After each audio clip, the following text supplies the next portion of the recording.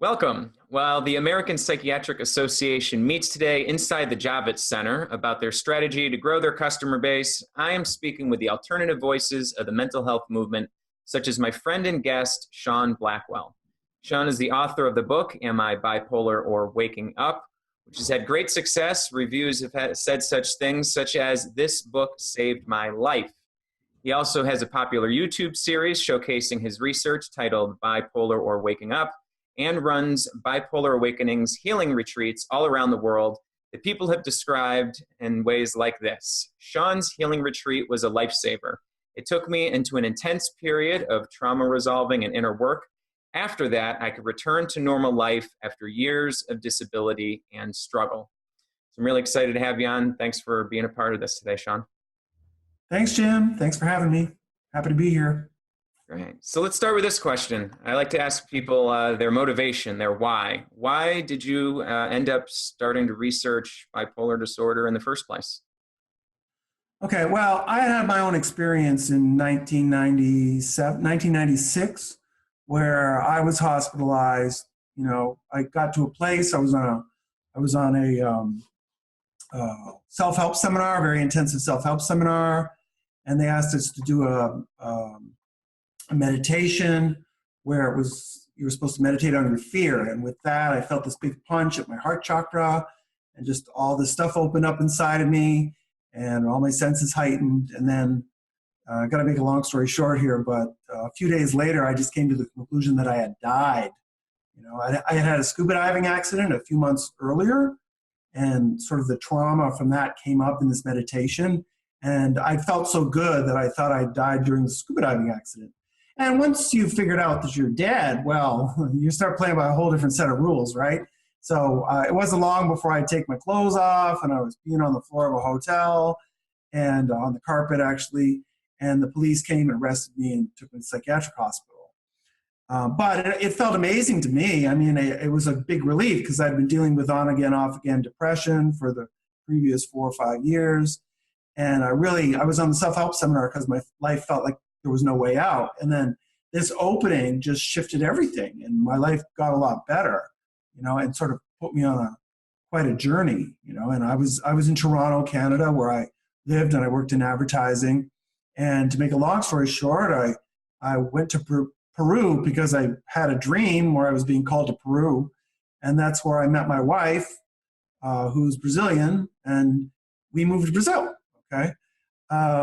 After a few years, took a few years, I left my business in advertising. I used to be in advertising, and it never felt right for me. And I started teaching English down here in São Paulo, Brazil, as a freelance English teacher. And that felt a lot better. It just felt like retirement. It was a very easy thing. But then my nieces, my wife's nieces, had some experiences in 2007. And the first was in April of 2007. And when I heard the news, like, I didn't know anything about bipolar disorder. I had learned that what I'd been through was something that transpersonal psychiatrist Dr. Stan Groff had referred to as a spiritual emergency. So I had always seen my experience as a spiritual emergency, like this experience that looks like schizophrenia, that's what they would call it at the time, but was actually beneficial for you. And that's what I had, and I read his book, The Stormy Search for the Self, and you know, so I had said to myself, well, I didn't have a mental illness. I had a spiritual emergency. That's why things got better. But then when my niece went into her crisis, the first niece, it was like, well, what's the difference between what's happening to her and what's happening to me? I couldn't see a whole lot of difference. And we went to help her. And she was medicated right away before we had a chance to start working with her. And with that, but with our help, she recovered quite quickly with the mix of the medications, and with us, she recovered quite quickly. And then they said, you know, they pretty much soon knew, once she went into the depression side, they were like, well, this is bipolar disorder. And then I was like, well, what's the difference between spiritual emergencies and bipolar disorder? And then I went online and started to tell my own story in more detail about what happened to me. I gave a 45-minute initial video on YouTube. Thank you, YouTube God. And then the feedback started coming in, and I was hearing from people from all over the world that all kinds of people who've had acute psychosis have had extraordinarily spiritual experiences in those periods, and yet they're medicated for life, you know? And so that's really where I started. Okay, I'll take a pause. Sure. So it sounds like after your own experience, you recovered and didn't feel the need to dive in further. It was then when you saw someone else going through it that kind of gave you the impulse that there was something bigger going on here? Yeah, I never really thought twice about mental illness. I just thought, well, that's something that other people have. Even when I was in the hospital, I sort of kept a distance from people because I thought, well, I'm not going to be here very long. It's almost like I didn't want to catch it. You know what I mean? Sure.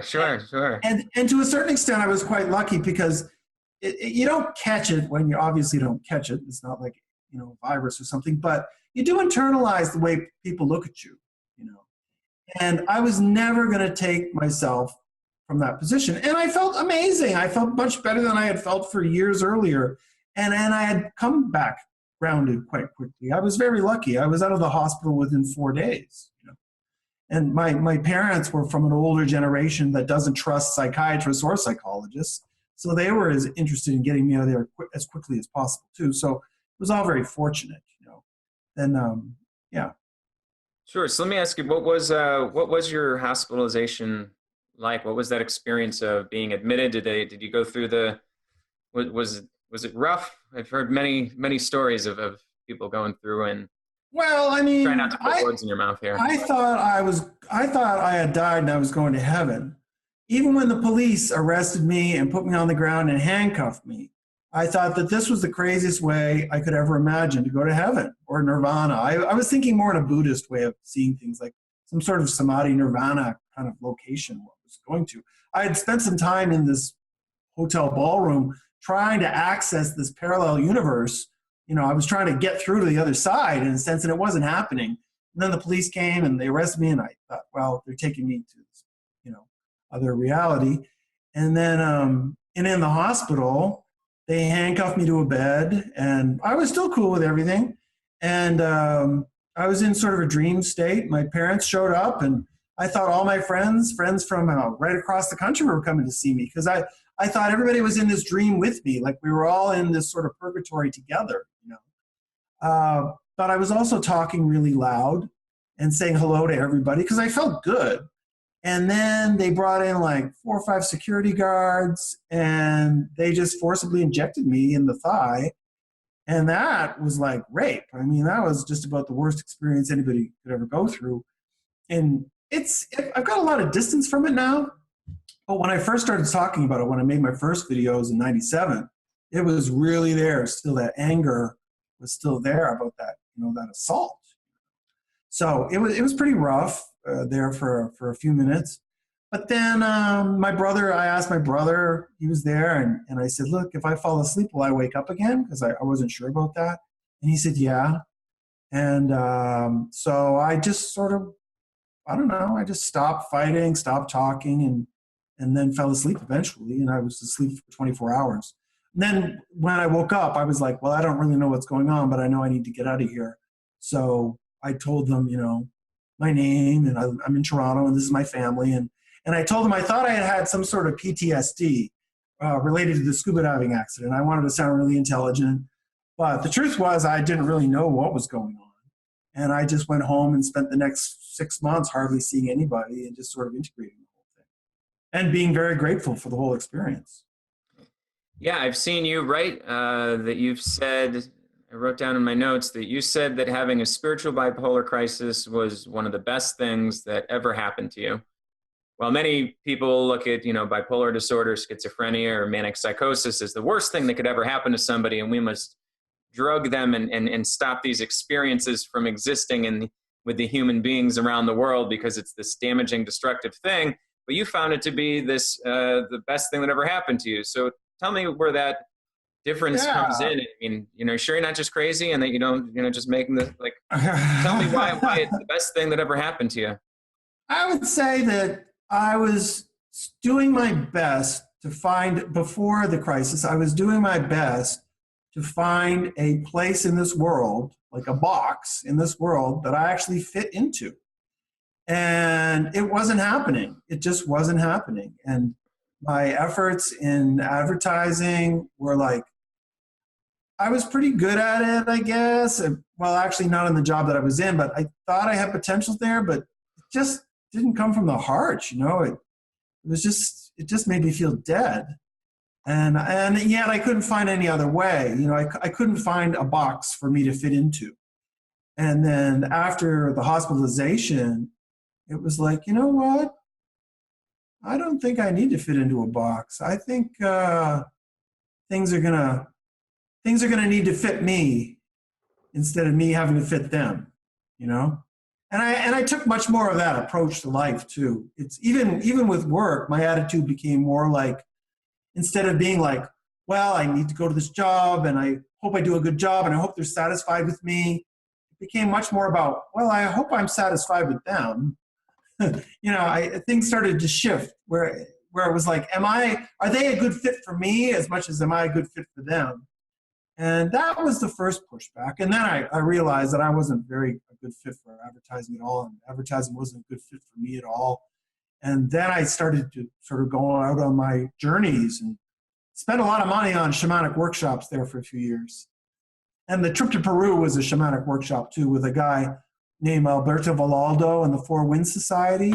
If you know anything about shamanism, he's a pretty prominent guy out there. So that's how it started. Yeah, I am gonna ask you some questions about shamanism in a little. Let me ask you one question. So I know that you published your book and started the YouTube channel. Did the YouTube content, was that first? Which came first between those two? Oh, the YouTube content started first.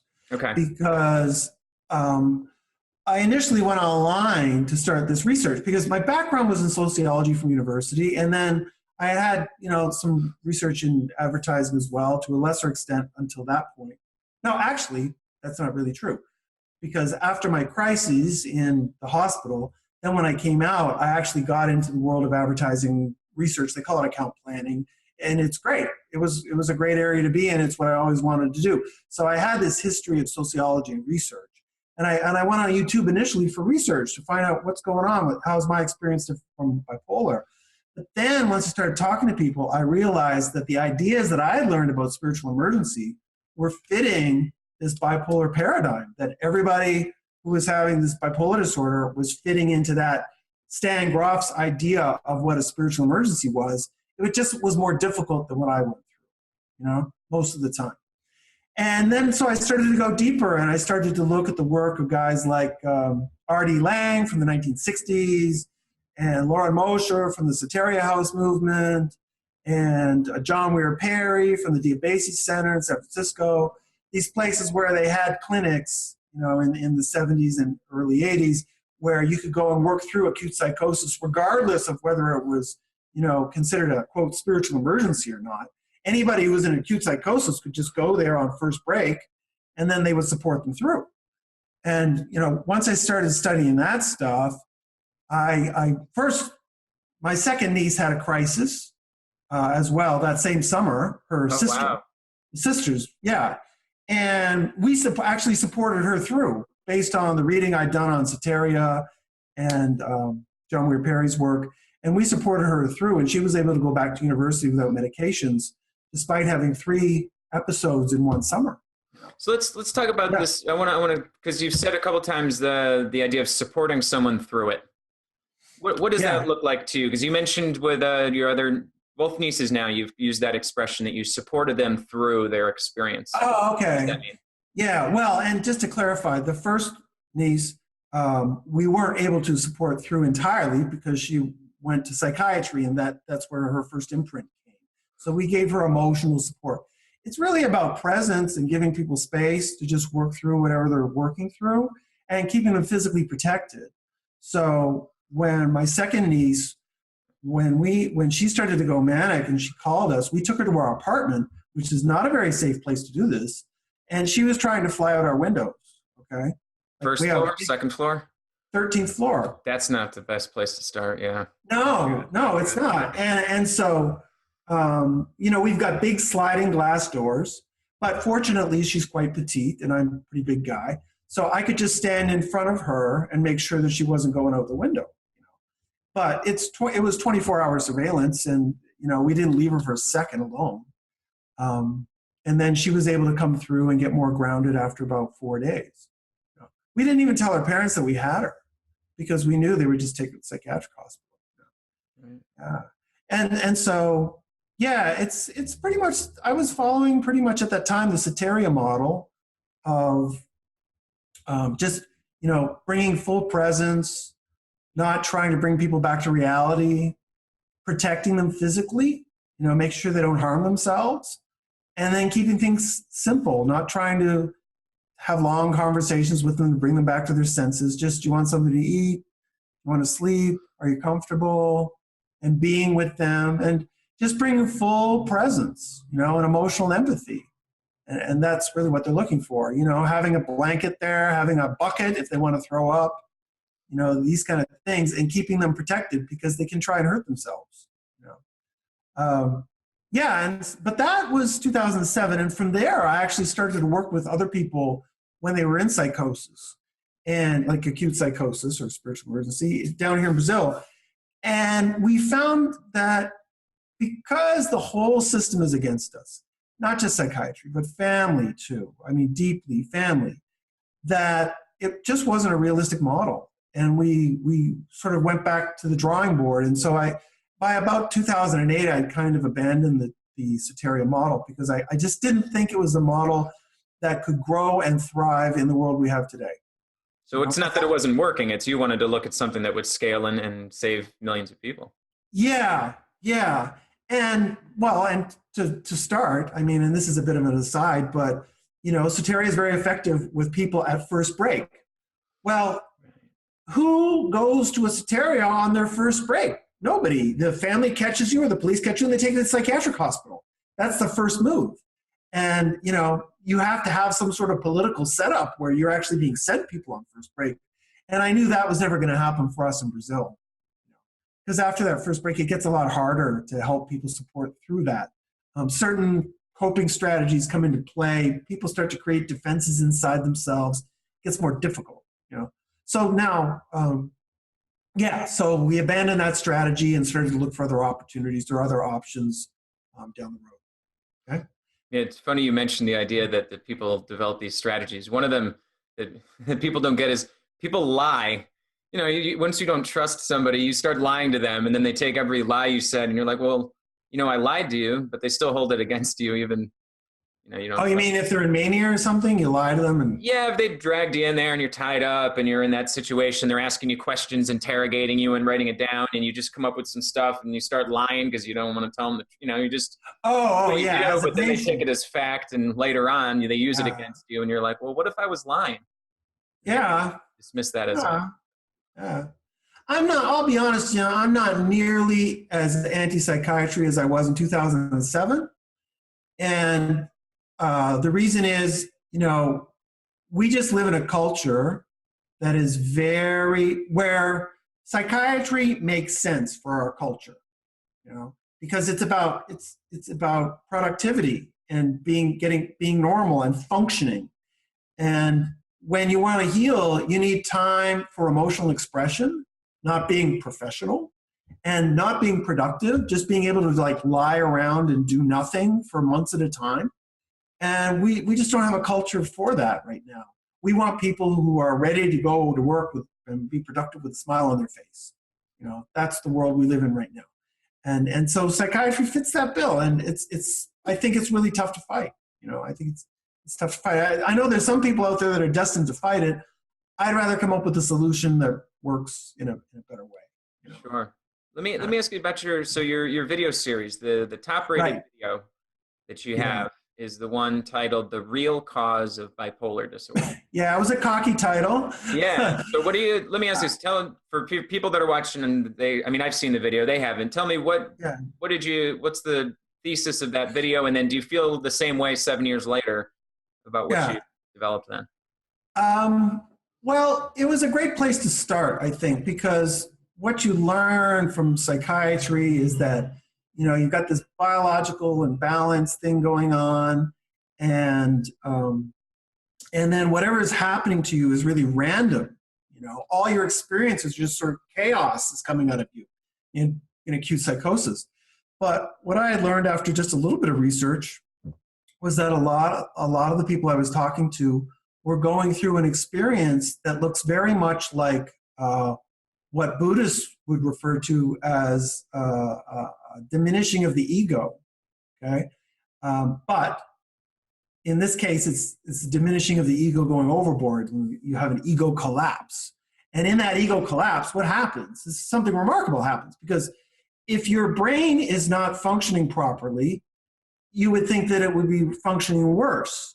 For example, when people have brain damage, they have memory loss. You know, my father's suffering from dementia right now. He has memory loss. It's a genuine damage that's going on there somehow.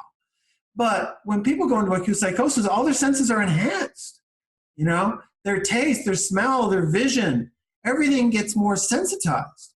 So this isn't the brain malfunctioning. This is the brain just going great guns, you know. Or, you know, like I tell people sometimes, you're a Ferrari in a world built for Jeeps. You know, you just become this heightened sensitive, you know, more sensitized person. So, so I made this first video about how pretty much any acute psychosis episode happens with a collapse of the ego, and that for a lot of people, that collapse of the ego comes from many triggers that are starting in their life. So the story I tell in the video is a story I made up about a fictional guy named Bill, but he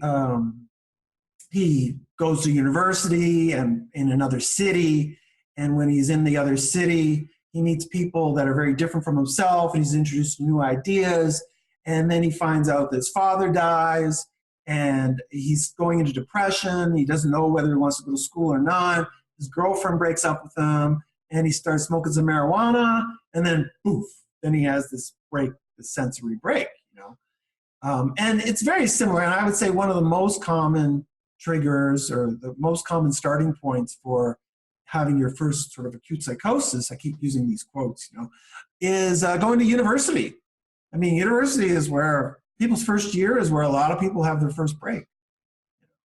So that's where it started. And that idea, it didn't just come from Groth, but it also came from, you know, the Buddhist writing that I'd studied, people like John Weir Perry, you know, Jungian psychologists. I was bringing in a lot of different thinkers into my thinking, and into my videos. So I have a bibliography on my website where people can see the books that have been the main inspiration for a lot of the videos that I've done.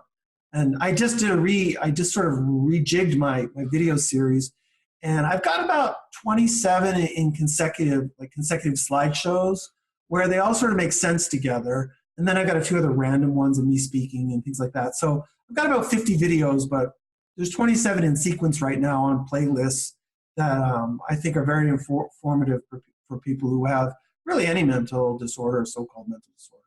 Okay. I mean, that stuff was life-changing for me, I'd say. And that's how I found your content, was through your videos.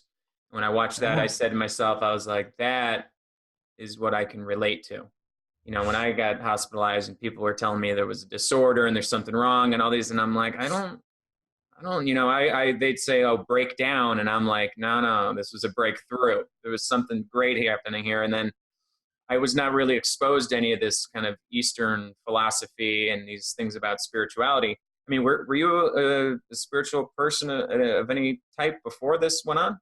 Yeah, I was. I think I'd been sort of like that my whole life. I grew up in Catholic schools, and then university, I started to study religion when I was in university, and started questioning religion in different ways. And then I had moved out to Vancouver when I was like 28.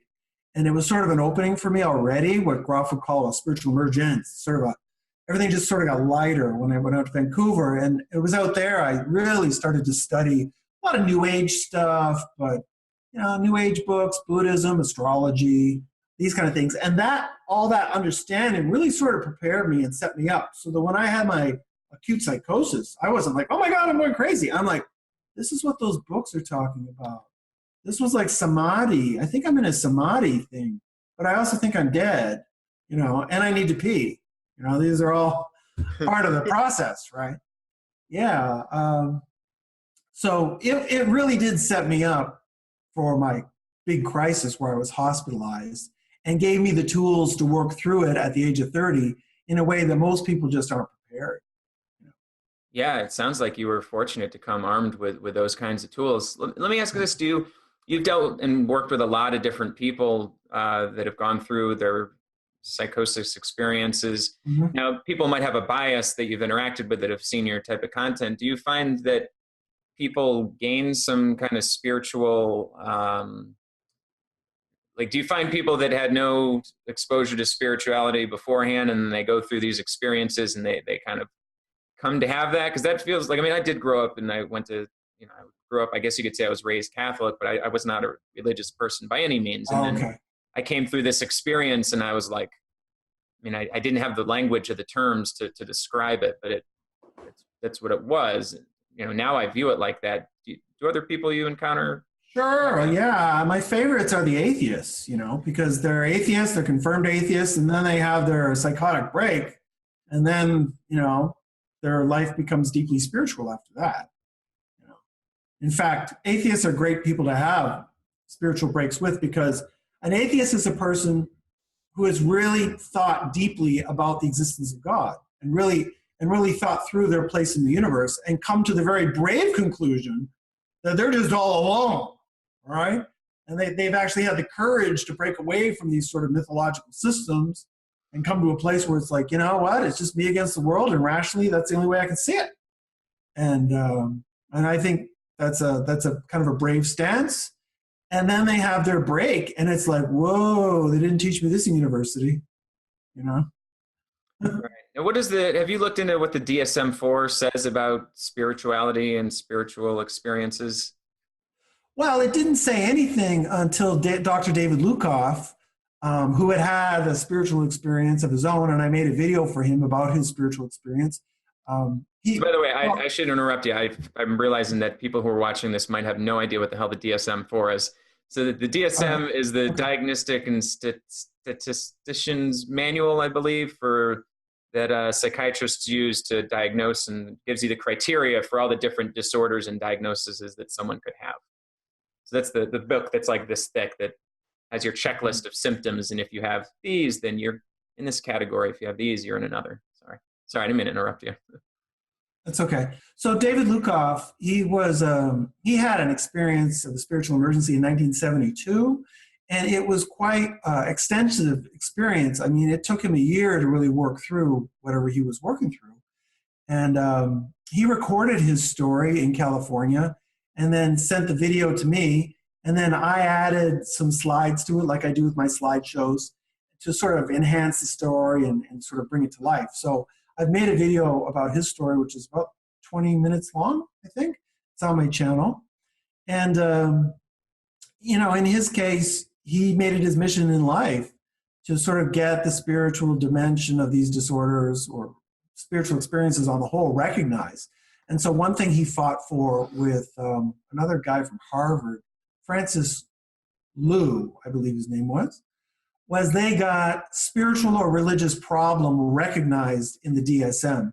And it was kind of a big deal, and it kind of wasn't. Because it was a big deal because it was the first time that the DSM had ever recognized that certain things that could look like disorders or mental illnesses were actually not. It was just somebody going through a spiritual experience, okay? And so that was a big deal. And like I said, they cited it in the New York Times. But the definition is so small and limited, most psychiatrists don't even know about it and never use it. I mean, it's very rarely used. But he's still out there, and he's still sort of an advocate for the spiritual emergency concept. And it's a concept that is very good in that it's saying, hey, some people are having spiritual experiences. But then sometimes people have difficulty because they recognize that sometimes people are in acute psychosis and it's not spiritual. It's actually very frightening. People get paranoid and these sort of things. And what I've discovered online is that unlike myself, who had a very spiritual, positive, beneficial experience, most people have episodes you would best describe as mixed. That sometimes it's euphoric and amazing, and other times it's just really scary, and the paranoia can creep in, and they don't know what to do, and it can be very frightening. So most people have that kind of experience, which is sort of mixed, and they're the people that I'm trying to help. Which actually, that polarized view of it sounds a lot like what people talk about with their experience with hallucinogenic drugs. You Yeah. mentioned a little bit that marijuana is a trigger for a lot of people to having their first break, psychosis. Can you talk a little bit about things in your research you've seen about other types of drugs and the kind of role that plays and some of the similarities between, someone tripping on mushrooms versus having psychosis, or even having one induce the other? Well, I think the most important thing is that about 80% of the people who contact me had some kind of drug experiences prior to the first break. And it's kind of paradoxical, because as much as it can be a breakthrough and something that can be very beneficial to you, I don't think that people particularly want to be hospitalized, even if it means a potential breakthrough. I think most people would rather not have that initial experience. And the other thing is that most people don't get through, And so there's a lot of drugs involved. And, I've never been a big fan of drug use myself, or marijuana use. It's never been my thing. But meeting so many people online whose lives have been damaged by, especially marijuana. I don't know what to say, because I'm going to take a lot of criticism, because marijuana is such a big thing these days and people think it's a vitamin and this whole thing. It's doing a lot of damage to a lot of people. And I guess that's all I'm going to say about it, because I know that the people who are going to watch this video are going to be like, well, you haven't looked at the THC versus the CBD, and you haven't looked at this, and you haven't looked at that, you haven't done that. It's like, look, man, I talk to these people day after day after day. Hey man, I could say it's if you got an issue, fuck it, because I used to smoke a shitload of weed, and I really liked doing it, and I found that it was problematic, and I don't do it anymore. And I am all for legalization, but I don't like the way that people are acting like it's a vitamin, that it's not, and that it's not addictive, and then it's not harm. I'm not. Yeah. So I don't worry about offending people. Okay. Sorry, I brought you on here to be honest. And I would find, like, the people that I've talked to who are actually able to recover, because some people can recover without, I don't mean recovery with meds. I hate it when people say, oh, I'm completely recovered, and then with medication, that's not, to me, that's not recovery. Sorry. That's like a psychiatric mumbo jumbo. That's not healing. But there are people out there who have gone on to live their lives without having another break. And actually, in Paris Williams' book, Rethinking Madness, he has 6 case studies of people who've had a break. And in all those cases, people had to stop smoking weed in order to recover completely. Sometimes people take a whole wellness approach, They get into the diet, the yoga, and the exercise and all that stuff. But the one big one, I think, is the weed. And so I ask people when they come on retreats with me, it's like, look, do you think you're going to be able to stop using marijuana or any other sort of substance after we work together? Because if you do it, you're probably putting yourself at a lot of risk. For another episode, it just sort of undoes the work we did. I think that to a certain extent, things need to solidify a little bit. Like, just because you've had a deep healing, it's kind of like coming out of surgery. You need to let the wounds heal. Sure. Yeah. Let me ask this, so you've talked in your videos and stuff about the role that shamanism plays in these experiences. Yet and my understanding of shamanism in many ways is that it is the practice of using plant medicine for healing. So where do you see shamanism fitting in if it's not through somehow using drugs of some sort to help people through these experiences? Well, first, I've had a lot of shamanic experiences myself, and none of them have involved any kind of plants or anything. I've just gone out and done rituals, and go out and do rituals with shamanic groups in the forest. And I've done some pretty intense stuff. It started with sweat lodges, right? Like saunas, that kind of thing. But then gone on to do things like going 3 days, no food, no water, which is a pretty intensive experience. I always chose to take a little bit of water. Like, they sort of give you the option for a tea, but no food for 3 days. Call it a sun moon dance. And in that experience, people have spiritual experiences all the time. And it's not just that you're not having food and you're not having water. It's that you're creating a remarkable set and setting. You're just creating a remarkable, psychic, emotional, spiritual space where stuff starts to unfold. I was on one sun moon dance as a helper person, and a woman went into a full birth regression. Now, the difficulty was, this was very good and very helpful, but nobody in this shamanic group knew what they were doing. I mean, they didn't know what they were dealing with. So it's a little bit complicated. They're usually much more open and receptive to these kind of experiences, people in shamanic groups, but sometimes they don't really know what they're dealing with. They don't really have the sophistication of people like Stan Groff, John Wood Perry, Moshe, the psychologists, that kind of thing. And so, but the link, I think, with shamanism is that you're dealing with a person's spiritual dimension, regardless of their beliefs. It's like, guess what? We've got a physical body, and we've got a nervous system, a central nervous system. But we also have a spiritual system, which you could call a chakra system. Some people would call it a subtle body or an etheric body, or you could even call it a soul. That's part of us. It's part of everybody, whether you believe in it or not. And that's the part people have their arms up about it. It's like, who are you to say this and that is dogmatic, right? It's not dogmatic. It's based on experience. And if people are open-minded enough, anybody could have the experiences that I'm talking about, going into non-ordinary states that are quite beneficial. And so if you're going to do the healing aspect, then you need to create a sort of shamanic environment, even though it doesn't need to have any rituals involved. You don't need to be praying to some Norse god or a Buddha or Jesus or I don't know who, Chief Moonfeather. You don't need to be praying to anybody, or you could pray to any of them or revere any of them. I mean, whatever works for you is fine. But because I want to work with as many people as possible, I don't want to restrict myself to a particular cultural mindset. And I sort of stepped away from shamanism myself in terms of a cultural New Age shamanism, because to be blunt, I'm not Native Indian, I'm not a First Nation person. I don't come from that culture. And I found dressing up as Indians to go out and dance in the forest a little bit fake, I just, and I met people in Sedona, Arizona, white people who would be like, hi, I'm Chief Moonfeather. And I'm like, hi, I'm Sean. I don't come from that culture. And so, and I don't even think of it like today, there's a big emphasis on cultural appropriation, right? I wasn't even thinking about the cultural appropriation. It just didn't feel authentic to me.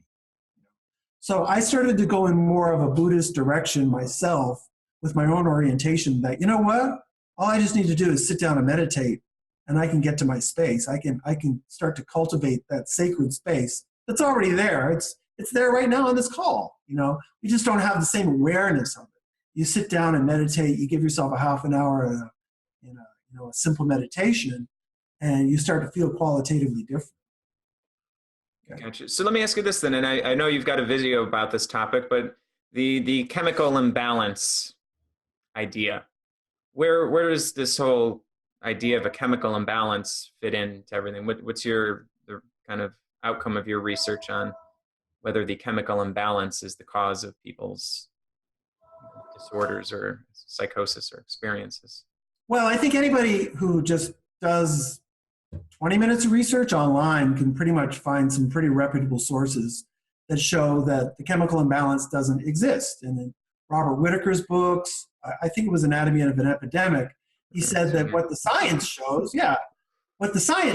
is that the range of serotonin and dopamine that people with mental illnesses have in their brains is the same as the range that normal people have. I mean, some people have less, some people have more, but that bell curve is identical whether you've had a mental illness or not. So it's total nonsense. But, like a lot of myths, I think that there is in a sense, a need, like when you look online and you see how many people believe in the nonsense of Donald Trump, why would so many people believe such blatant lies? Just out and out lies, he tells them, but they believe it. It's because there's a certain way of seeing the world, a certain value system, certain perspective on life that his ideas fit. And so they grab them, whether they're truthful or not, and they fit them in there, and then that makes them feel strong and secure with that world perspective, you know. And in the same way, when you're a modern consciousness person who's going about your daily life, hustle, you want to be professional, you got to keep your emotions at a minimum, the objective is to be as successful and productive as possible, it makes perfect sense that you would have a problem with your biological brain. And then guess what? You take these pills and you get back to being productive, which is what you really want to do. So it's a good fit that way. So in that way, it's a good myth for the modern world. Is it based on science? Not at all. Okay? Yeah. It also has a function. It gets people functioning. So, you know, everybody needs a myth. And that's the myth. I actually changed my video today because the views on that video were a little bit so-so. So I just decided, instead of calling it the psychiatric myth, to just put it in big caps and just call it the big lie. You know, sometimes you got to be punchy to get your views done on YouTube. You know, if you're really sort of sophisticated and subtle and nuanced with your titles and presentations, nobody's going to watch you. So you got to be a little bit punchy sometimes. I guess I've got to come up with something creative to title this one. All right, yeah. Good point. So let me ask you this. One aspect of your research and also the work that you do has to do with Kundalini Awakenings and also with breathwork. Maybe these are, maybe these are separate things that I should ask you separately about them, but can you talk a little bit about Kundalini Awakenings? Sure. Let's start with Kundalini. Yeah, let's start with Kundalini. So the original idea of Kundalini Awakening was that these guys in India would be meditating for years, and then they would start to have these really strong energetic sensations. And the first energetic sensation that would come would be like a really strong feeling of like usually hot energy, which would start in the tailbone, like the coccyx. I never know how to pronounce that word. Down the tailbone area. Then that, because you're a prepared monk or a prepared yogi, would shoot up the spine and go through the chakras and then go into the head and sort of explode and create this remarkable purification in your whole system. And that would be called a Kundalini Awakening. But what's happening is we have people having these kind of experiences all over the place now. And it's just that they just sort of go sideways a lot of the time. And often it doesn't start in the coccyx. It might start at the heart chakra, or it might start in the throat or in the head. People might have remarkable headaches. Usually when I go to a conference and ask people with bipolar disorder, and I say, raise your hand, anybody who thinks that they have a physical sensation that is associated with a disorder, a back pain, a stomach pain, whatever. Usually more than half of the room raises their hands. So one thing that's really being ignored in psychiatry is that we've got this whole bunch of activity going on from the neck down that is related to the disorder that is being completely ignored and in fact pathologized. Because as soon as you say that, oh, I've got this thing in my stomach, this terrible pain in my stomach, they say, well, you're having these psychosomatic symptoms, because they go and they test you with physical exams and nothing shows up, right? Nothing shows up. So they think it's all in your head. And it's not. It's part of this Kundalini process, because, okay, you've got the base of the energy in the tailbone, but that bioenergetic system goes through the whole body and really is what composes your chakra system and your soul. That's what's going on. So, yeah, I guess that's where I'll stop. So maybe this is a separate topic then, I guess, than holotropic breath work. So I know I've seen you talk about that, and I know a lot of the work you do now with people is in doing breath work. Yeah, so my assumption when I work with people is that, well, first, listen, there might be a biological component to this thing. There might be a DNA component to this whole thing. But before we even address that, because it's really something that you can't deal with, because it's not going to change, why don't we take a look at the trauma in people's lives, okay? Let's see what they're holding. And through Groff's model and this sort of Kundalini orientation, we hold our trauma in bioenergetic blockages through this chakra system, this Kundalini system. I know, it's not exactly a myth, it's an assumption or maybe a helpful heuristic device, okay? That we've got these bioenergetic blockages through our system. And if we can release those blockages, then we can start to heal. And so this is the idea. And the best tool that I know for doing that, it's quite safe, but you also need to have a trained facilitator with you, or someone who's been worked very closely with a trained facilitator. And you are a trained facilitator now. Yeah, I'm certified. Is holotropic breathwork is that technique. Now I got to put this out there right up front and say that no certified holotropic practitioner will work with someone with a mental illness, especially bipolar disorder, schizophrenia, in a typical holotropic breathwork setting, because it's usually a group setting, okay, where you've got a lot of people and they're afraid of opening up a bigger process. Or it could be an individual setting, but you've scheduled maybe 3 hours for this thing to take place. And sometimes it extends with people with stronger disorders to heal, and it needs to go 4, 5, 6 hours, So because nobody would use holotropic breathwork with someone with any kind of disorder, I decided, well, what if I created a retreat for these people? Create a private retreat, similar to the Soteria model, but just for one person, where it's me, them, and their supporter. And their supporter doesn't even need to be trained. They just need to be very emotionally supportive, because all the people who worked at Soteria were untrained. And start to use some techniques with them in this retreat setting that are quite shamanic in origin, and work on this bioenergetic dimension. And the most powerful technique that we use, the one that's had the best results, and so we keep going back to it again and again, is what I call bipolar breathwork. It's not holotropic breathwork, because holotropic breathwork involves this very specific format, time, and an orientation. And that's a Groff trademark. Okay, so I call mine bipolar breathwork, and so I just sort of modify it to meet what my clients are going through at the time. Now, are most people that reach out to you people that are in a current kind of acute psychosis in that moment, and they're kind of in crisis, and they reach out to you, come visit, or these people more that are in different parts of the recovery, and they reach to go and kind of use this as some sort of a, not for an acute emergency need? What type of people are you? Yeah, well, this is a big change between me now and me 10 years ago, is I just won't work with somebody in an emergency because it's too much chaos in my life, and I don't get enough support from the people around them, So one of the things I do is I have people sign a client agreement, and on the agreement I say, look, in the agreement, you stay on the level of medication that you're at when we sign the agreement. Okay, we don't touch the medication. And with that, the psychiatrists get much more supportive, the family gets much more supportive. They start to say, well, as long as he's not taking you off of medication, and so I'm not taking, it took a long time to get there, but then I realized that the work was just as effective when people were medicated, even for many years. And then when we do the work, we just work with them just like a normal person, except it's a private thing. It's just me and them and their supporter. Then if they're feeling better afterwards, they can look at doing a medication reduction with their psychiatrist, or whatever they want to do at their own risk. But I really don't play much of a role, in that. Did that answer your question?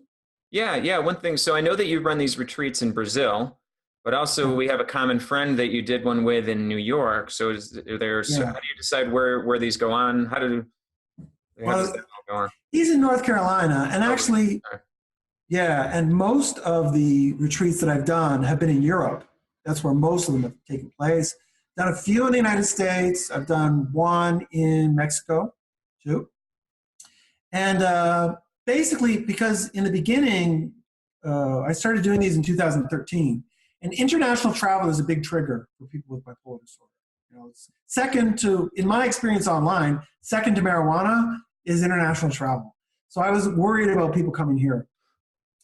So I just told people, look, if you can get me a house in the countryside, we can go and do the work. And so my first retreat was actually in Romania, of all places. I hadn't been to Europe since I was like 18, and now I'm going to Bucharest, Romania. And that started a yearly pilgrimage, you might say, to Europe. And so now I've done retreats in Romania, Finland, Germany, France, and I've worked with some people from the Netherlands, but they came to Germany. Those are the main places that I've been to. And I usually tie in a conference when I'm there, a couple of conferences.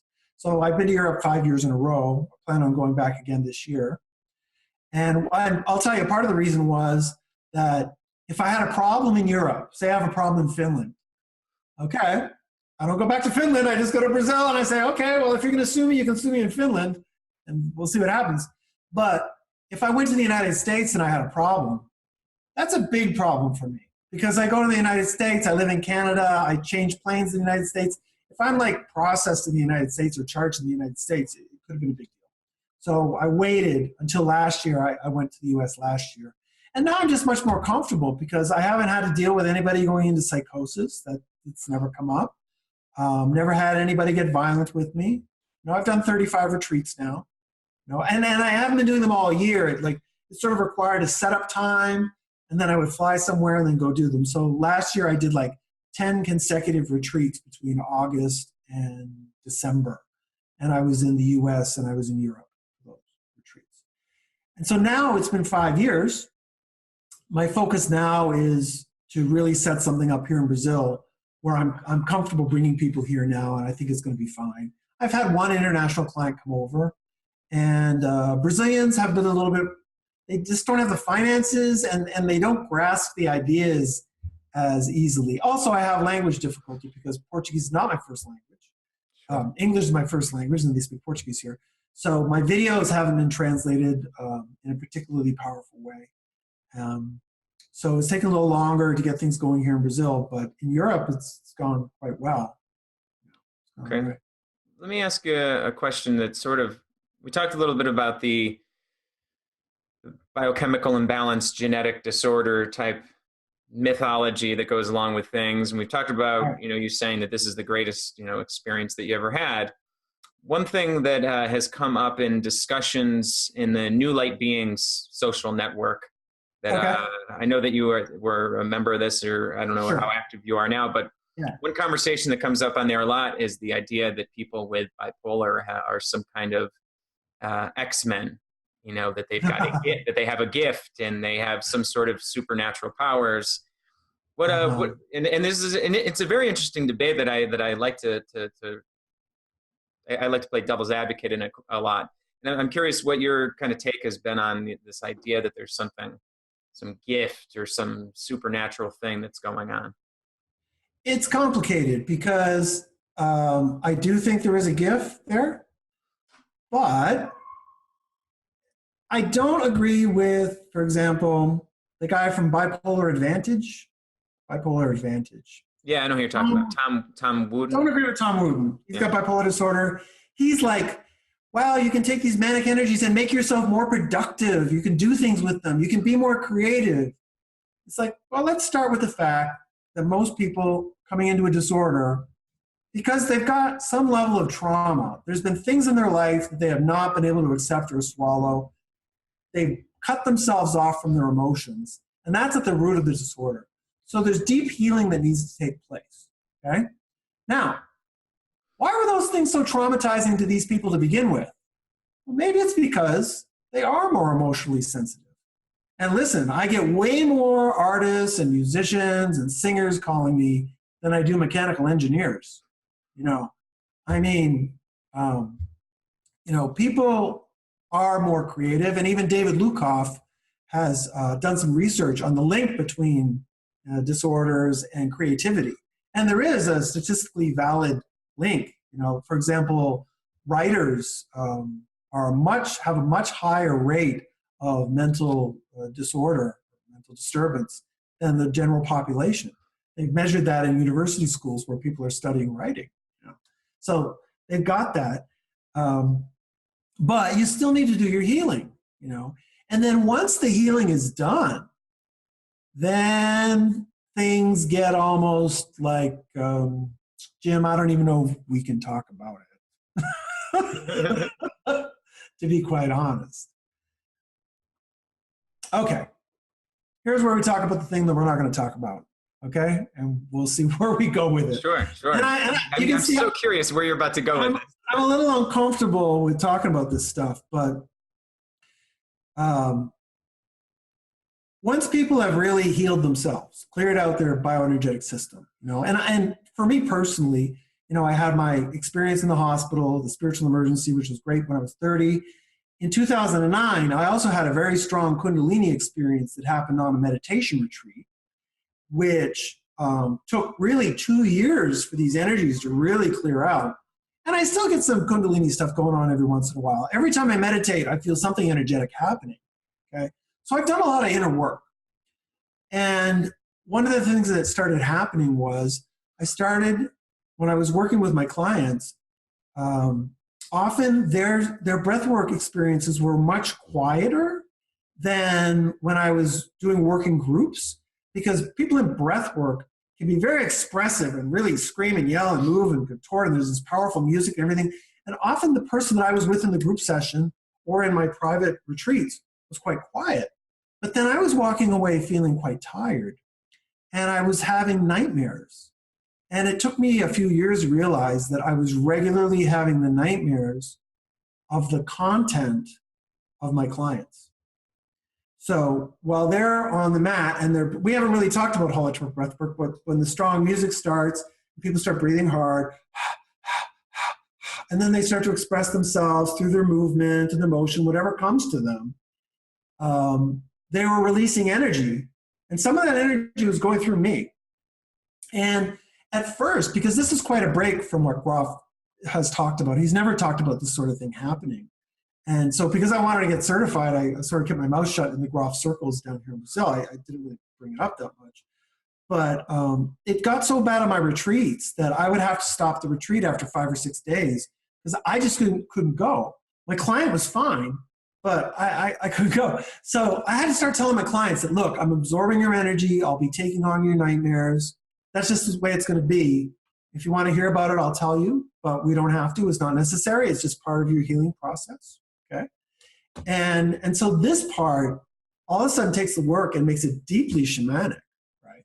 Yeah. And for me, holotropic breathwork is the most pure form of shamanism that there is, because you're using one technique to work through subconscious material, which comes as this sort of bioenergetic Kundalini energy. And that weight of that trauma or whatever energies you're working through can be shared. It can be shared with the supporter or the facilitator that's with you. So that's quite a step that makes the work I'm doing deeply shamanic. And that's why you've got to make sure that there's nobody else in the room that's skeptical of what you're doing. You can't have somebody being guarded or not really present. They just don't really buy it in the room because you feel it. I had one client who her supporter really didn't buy into what we were doing. She was kind of freaked out by it. She was supportive of the work, but she was freaked out by it. And she told me in the middle of breath work, because her eyes are closed all the time, and she said, Sean, when I turn towards you, I can feel you. I know you're there, even if you don't touch me. When I go towards her, I don't feel anything. It's just like a coldness. So this is the kind of sensitivity we're dealing with. And it's an understanding, and a spiritual understanding, that has been completely ignored by psychiatry, but it's also been quite kept on the back burner or kept kind of quiet in the anti-psychiatry circles too. There's up until very recently, there's been very little written on Mad in America about the spiritual dimension of these mental disorders. And we were mentioning Ron Unger as he's a frequent contributor to Mad in America. And in one of his recent articles from January, I think, one of the things he said, and it was in a presentation he gave, was we got to start talking about two things when it comes to mental disorders. First is trauma, that these people are traumatized and that trauma needs to be dealt with. And the second is the inherent spiritual aspect of these experiences. It's like, you've heard of the elephant in the room. These are the two elephants in the room. The vast majority of women I've worked with have been sexually abused in some way. It's just a huge thing. And there's been research only in the last 10 years showing like if you've been sexually penetrated by an adult, by more than one adult, by the age of 10, then your chances of having schizophrenia multiply by 50. You're 50 times more likely to have hallucinations and paranoia, but mostly hallucinations, if you've been sexually penetrated by more than one adult before the age of 10. Because what does that teach you about the world? It just teaches you that this world is an extraordinarily dangerous place where you're not safe with anybody, you know. And when you have that mentality, a mental disorder is not far away because you're hiding and you're blocking your feelings. And that's where all this stuff is coming from, you know. And one of the things I wanted to mention about the videos, you know, my strategy was that I'm going to show people that I know, even though I don't have any credentials, I know more about their experiences than their doctors do. And so that when they watch my videos, they're going to go, yeah, that's me. And if they can think, yeah, that's me, then they're going to think, well, maybe this guy can help me, you know, because you can't help somebody if you don't understand what's going on with them. And psychiatrists, they don't even want to know what's going on with you. You know, they have no curiosity about non-ordinary states at all. And I think, you know, I don't go against psychiatric medication in the world we live in, but I think even worse than the corruption, the thing that bothers me the most about psychiatrists is their absolute lack of curiosity. These are the most uncurious scientists I've ever seen in my entire life. And, you know, they talk about books they haven't read as a sign of, like, a badge of honor, you know, like, oh, have you read, you know, Robert Whitaker's Anatomy of an Epidemic? Haven't read it. Oh, well, good for you, you know. It's like, they're so fucking, okay. That's my frustration side coming out. No, it's all good. I mean, their job is to create normalcy, right? Yeah, yes. That's cool. And I know with the spirituality stuff, like I wonder when people watch this, because like there's certain triggers that people will reject. Because I know there was a time when anything that mentioned spirituality, I think, oh, that's kind of woo-woo stuff. And then there'd be stuff now, like if it mentions religion, I'm still triggered a little bit, but I'm open if it says spirituality. If people use the term universe, I'm listening. But if they mention God, I might kind of flinch a little. Like it's tough because regardless of what labels and terms we use, there's something going on here that is, you know, it's hard to put words to. That's why, you know, one of the things I realized about the sort of postmodern culture that you find in places like Mad America or the anti-psychiatry movement in general has a very postmodern feel to it, is that diversity as a value becomes tremendously silencing. Because if you're so concerned with not wanting to alienate other people and alienate other perspectives, you won't stand up for your own perspective, you know?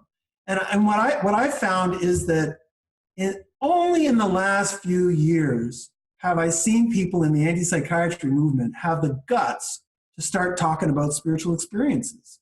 Because up until then, it was just like, well, that's your experience. That's not my experience. I'm not imposing anything on you. I don't want to.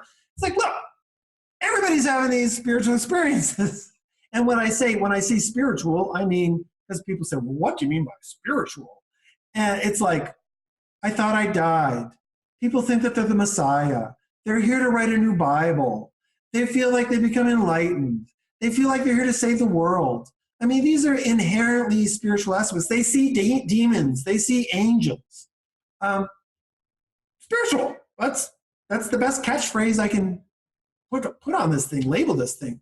Yeah. And but paradoxically, also, people don't understand the difference between religion and especially religious dogma and an inherent spirituality that's in everybody, because they associate religion with belief systems. You know, like Jesus is born of a virgin. You know, that's a mythological belief system that has no scientific proof. But if you don't believe that Jesus was born of a virgin, I don't consider you a Christian. You're certainly not a Catholic. That's how I grew up, right? I don't really take the spiritual orientation as so much it's not a scientific fact because it cannot be measured. You cannot scientifically measure the spiritual dimension. But it's a pretty safe assumption based on the experiences of countless people that contact me over and over again and my own personal experience. And when I made the videos, I had a rule.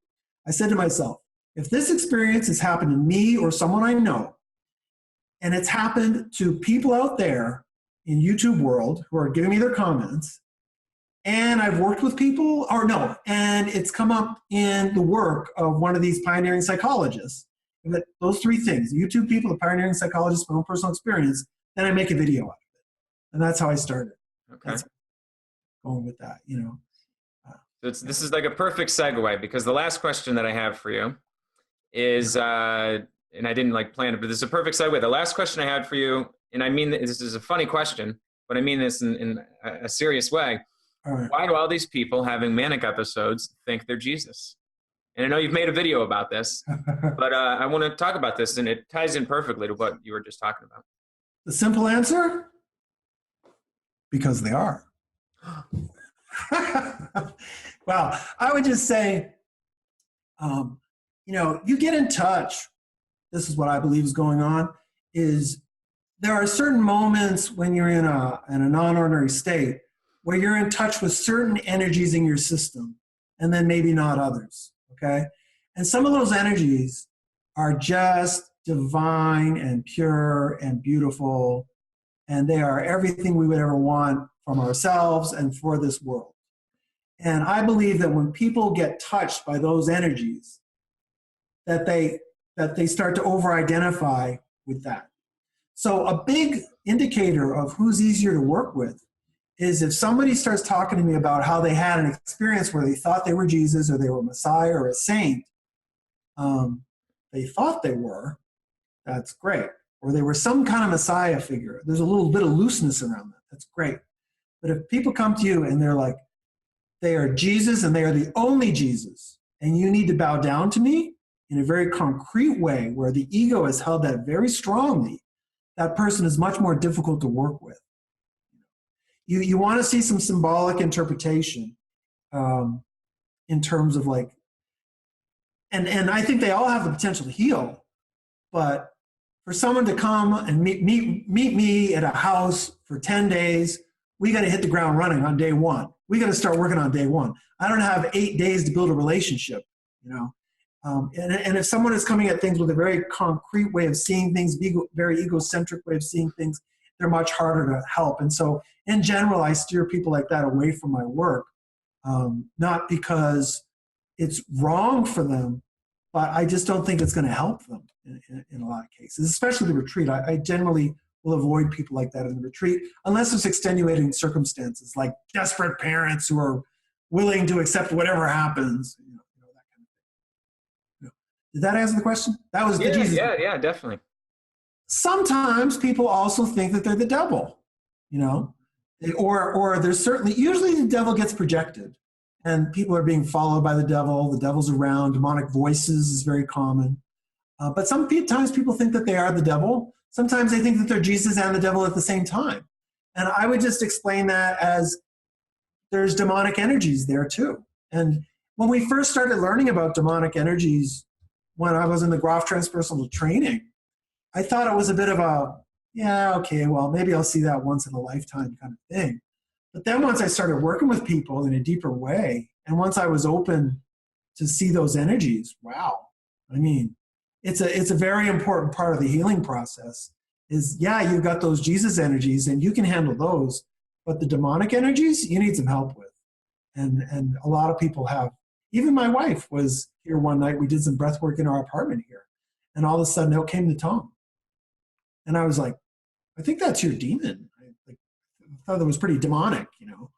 And when she came out of her state, she was like, that was my demon. I said, yeah, glad to finally meet it, you know, because I'd been dealing with this demon for 10 years, right? You know, pops up every now and then in relationships, right? And then all of a sudden it's like, it's out. And it's like, well, for me, it was like, well, it's nice to meet you, you know. Because demons are kind of funny because, I shouldn't say demons, demonic energies or dark energies are kind of funny because in a way, as long as you accept them, they're kind of harmless. And people are very afraid of demonic energies. You know, they're really afraid that they're going to do something bad to you.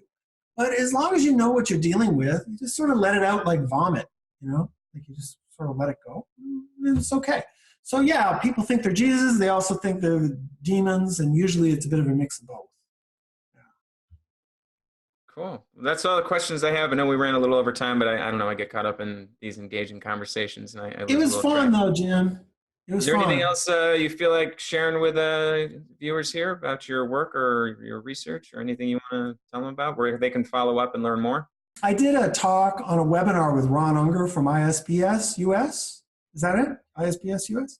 I think that's right. On the retreat process, a more detailed webinar on the retreat. And two of my clients from the retreat joined me in that talk. And they talk about how the retreat pretty much saved their lives in a way.